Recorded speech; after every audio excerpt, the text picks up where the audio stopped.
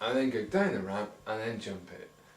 Obviously I've always maintained that I want a parachute, which we haven't found sponsors for yet, and but I'm sure the idea is, you know, is going to be pretty straightforward. There's a lot of hazards in it.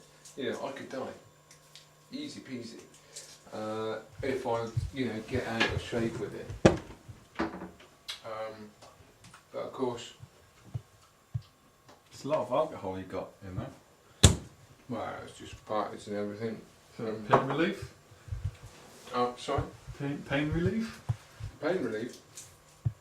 No, there's, well, okay, I've had a few accidents. I've broken both my fingers, and I scratched down here, and scratched myself pretty bad there. But yeah, taking all the humour to one side, it is quite a serious project, and sweet tooth that, because I don't know, sweet tooth, it's throbbing now. It's quite a serious project, and we've got a lot of backing. Just what is your highest jump to date? Highest jump so far is the washing line. It is the washing line. And when did you pass your motorbike test? That would have been about 2 years ago when I got the bike. You've been riding the same bike for 2 years. Yeah, I mean, there's nothing wrong with them, the Lambrets. They're tried and tested. That's the thing. You see, I've said to. It's just they're not in particular jumping bikes, really. Yeah, this is it. I mean, I know I've had to zoop it up and everything. I mean, have you seen the prices of those trial bikes and everything? They're ridiculous. You can do the same thing. I've been reassured by Ernie, my mechanic. You can do the same thing with a Lambretta, different shock absorbers, different tyres and a different motor. Because 50cc does worry me. That is not enough power to get up a ramp of such steepness of half a mile. You may actually sort of get halfway up the ramp and find that the bike doesn't have enough torque to actually pull you up the ramp. No, I tell you a point there. And we've been at issues with this. So believe me, I've been asking for a new bike altogether. But we've come this far. Everybody is behind the idea. We've got all the sponsoring sticky labels already on the bike, so we don't want to take them all off again. Is that Ernie's again? Ernie's Fast Tyres, yeah. Ernie's Fast Tyres. How much money has he put your way? He's put a lot. It's somewhere in the region of about 270 quid, something like that. Yeah, I mean, he's really pumped some money into this. He's been a gem, absolute gem. You know, I couldn't have done it without him, really. I mean, I get a gyro once every fortnight, so trying to construct something this big on 100 quid, 50 quid a week, you know, you do need people like Ernie. So you're capable of actually trying to jump the Thames, but you actually claimed all. Yeah, I mean, the idea came from the job centre in the first place, because they said, you know, why don't you, you know, try something different, try anything, what are you good at? And I said to myself, well, I'm good at, well, I'm good at a few things, but mainly... In particular? Well, I was mainly pretty good at coming up with ideas, and it was just at that point that this guy, listen, what she's on about? Who's that? That's I think that's my mother. Yeah, she's still alive. Yeah, still alive. Yeah. Yeah, she's on about something on TV, you know, I mean, full-time TV addict.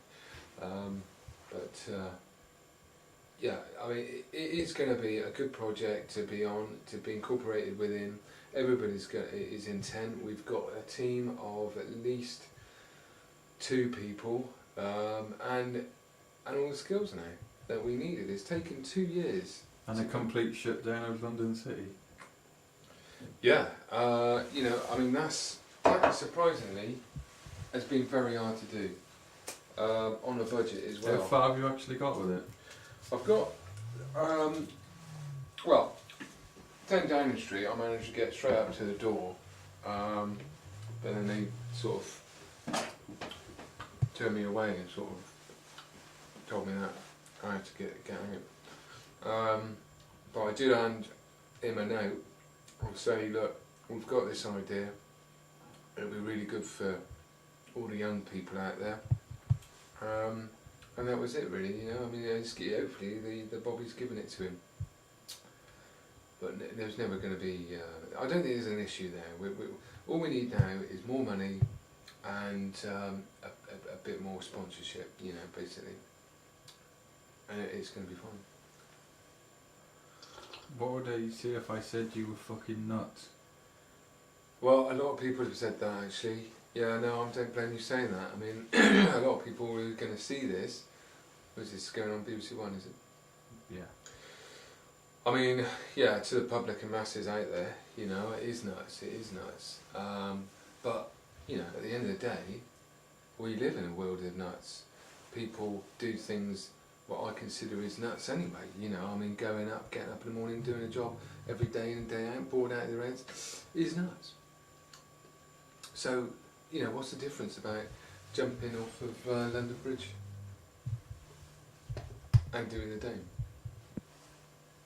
And the Dame is, you know, I mean, it is a waste of money. At least we might get some more publicity, and that's why the government's in on it as well. The only thing they're worried about is having anybody killed in doing it. But yeah, do you want to go and have tea anyway? Yeah, watch some of your some of the videos. Just one more question out of curiosity. You say you've been riding for 2 years.